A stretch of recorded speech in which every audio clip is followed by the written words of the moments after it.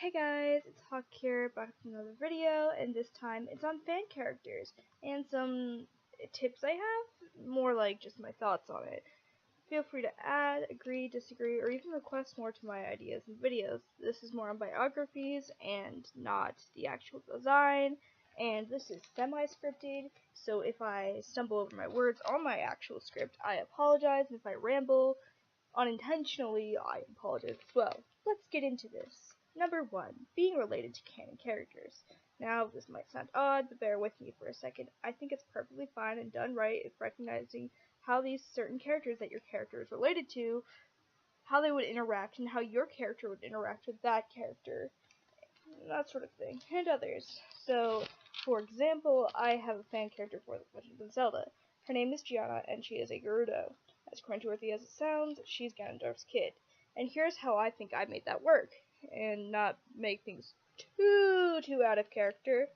I have the reason for her existing is so Ganondorf can continue his evil rule and motives after he dies via his kid. So basically, his kid can fill in and continue what he's doing after he is dead. Which, when you think about it, it's actually pretty evil to raise your kid like that. But whatever. And she does take after him in wanting absolute power, as is kind of expected, as that's who she would emulate, both on a leadership standpoint from looking up to him like that, or as a parental figure. But she goes about this lust for power in a completely different way. Instead of wanting the Triforce, she doesn't, seeing as she connects it with the Hylians, which I will link the bio. She doesn't have the greatest relations with the Hylians, or the country doesn't, the peoples don't, and she associates it with her father's death, so she doesn't really want to use it. Instead, she relies on the Gerudo's strength, her position of power, the current relations to the Hylians, and other things to get a following and sort of take control via war. Now, that's just my example. If it makes sense, the roles, universe, and family they are part of, good on you. Of course, AUs always exist, and you're not exactly actually affecting canon, so it's fine. Research the characters, the phrase, maybe dig into how you would place it into your character's backstory, and once you understand, go on right ahead. So, number 2 is powers. Controversial, I know. Character having powers are so cool. It can add a whole other dynamic to them. It's fun.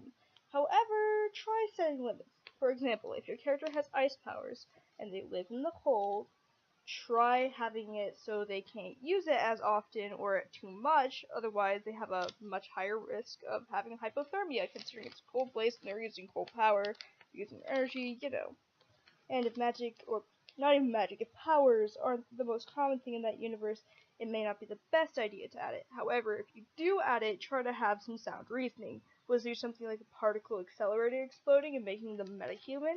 Genetic defect or variation within the groups of people? Try making it make sense with the universe that they are in. Also, when it comes to borderline or even straight up overpowered powers, try giving them an Achilles heel. For example, Kryptonite, Superman. He is pretty overpowered, however, he has weaknesses.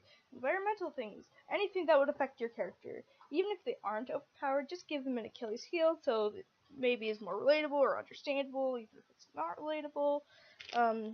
Number 3 more or less has to do with mental illness in your character, but it also has to do with backstory.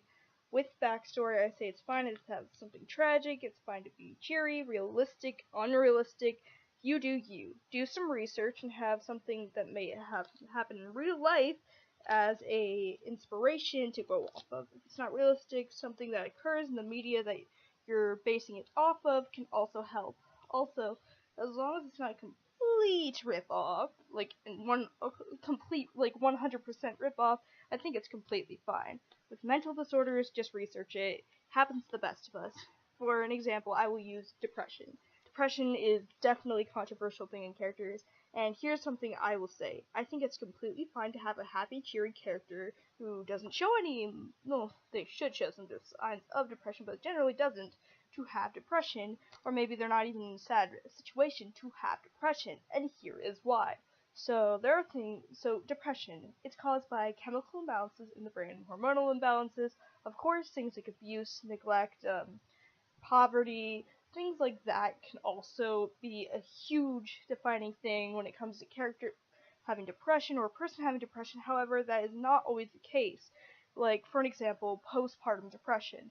Pregnant women are super hormonal, but after they have that kid, sometimes they'll have postpartum depression. Not necessarily because they're sad, but because there are chemical imbalances, and they were just in a hormonal stage, or they're currently in a hormonal stage, and they just got off it, or are still going through it.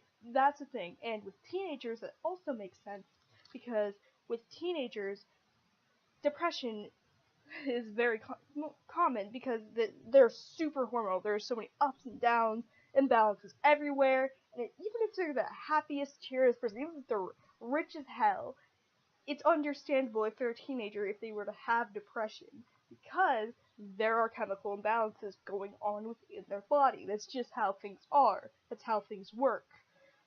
Just do some research into the mental illness.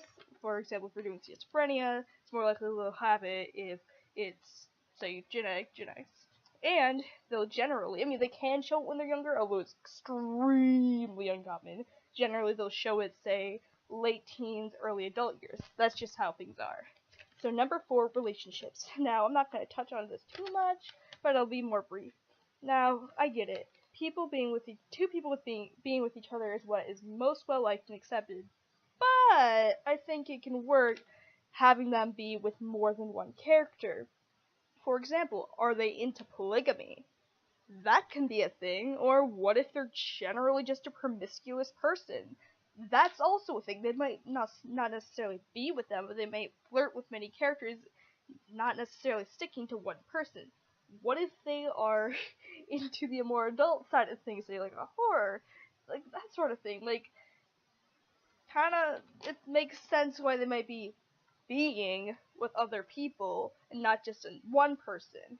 Also, with, say, when it comes to shipping, say OCX canon, I think it's fine. Of course, if the character you're shipping it with is like married or something, like, maybe not the best idea. If they're in a relationship, maybe not the best idea. Of course, AUs always exist, so if you're gonna pull something like that, it's a-okay. If there's like something, say, in the canon, or even if it's like an offshoot that's technically not canon, but where they're not in that situation, maybe base it off of that. Like, it's a-okay. Just try to do some research into that sort of thing.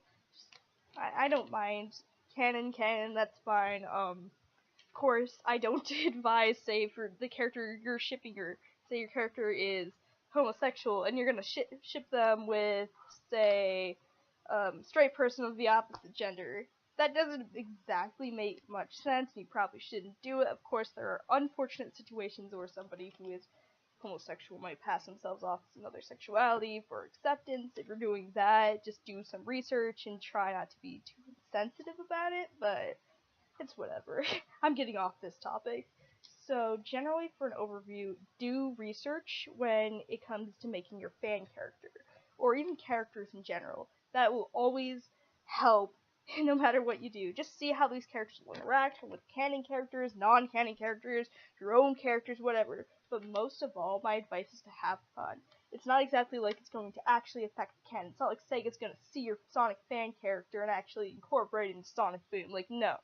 This is just all just fun. Just have fun. This Talk signing out.